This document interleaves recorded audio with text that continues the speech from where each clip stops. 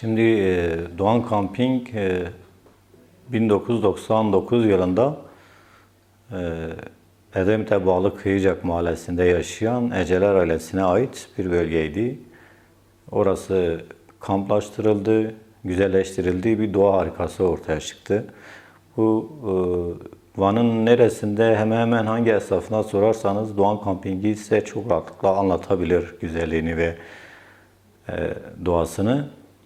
Ama maalesef 2017 yılında Edremit Belediyesi'ne atanan kayyum Atıf Çiçekli tarafında orası resmen bir katliamdan geçti.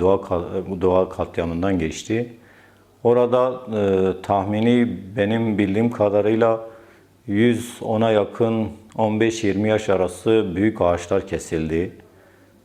Orada olan yapılar, restoranlar, kafeler yıkıldı, yerle bir edildi ve ailenin 300-400 bin, 1 milyona yakın malzemesine el konuldu.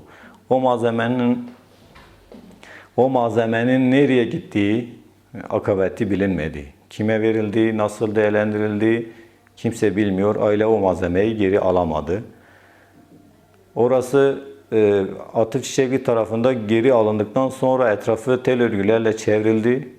Sözde halk plajı diye işletilecekti.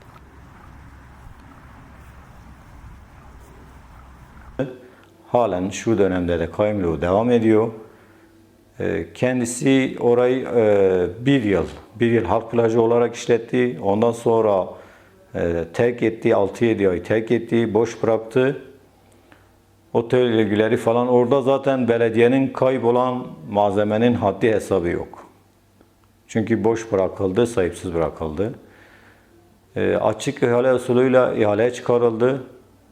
Bir tane vatandaşa 7.350 lira aylık kira bedeli olarak kiralandı. Kendi kiraladığı belediyenin alanını değil, onun 10 katını işgal ederek kullandı. Halkın oraya girmesini engelledi. Vanlı bir vatandaş olarak yani yüzebilmem için niye ücret ödeyeyim? Soru işareti oluştu insanlarda. Biz bunu soru önergesi olarak belediyeye sunduk.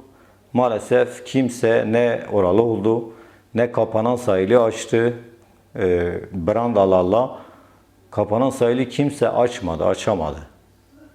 Yani bu demek oluyor ki arkalarındaki güvendikleri iktidar, siyasi iktidara güvenerek hiçbir halkın sözü orada geçerli olmadı.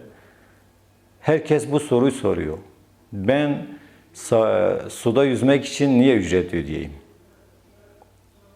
Maalesef işte belediyemize kayyum atandıktan sonra kayyum zihniyetiyle yönetilen belediyeler halkın değil kişilerin menfaatine çalışıyor.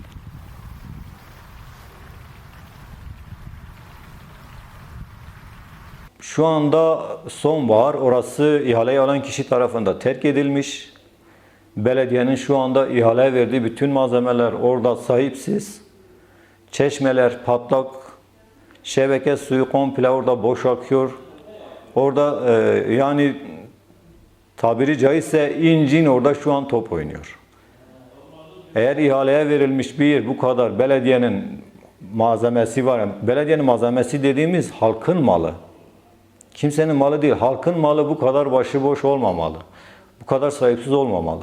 Yani biz bunu tabii mecliste bunu gündeme getireceğiz. Belediye personeliyle bunu görüşeceğiz. Ama belediye meclisine bunu önerge olarak vermemizin de pek bir anlamı olmuyor. Kendi ekolojinize, kendi sahillerinize, kendi doğanıza sahip çıkmalarını istiyorum.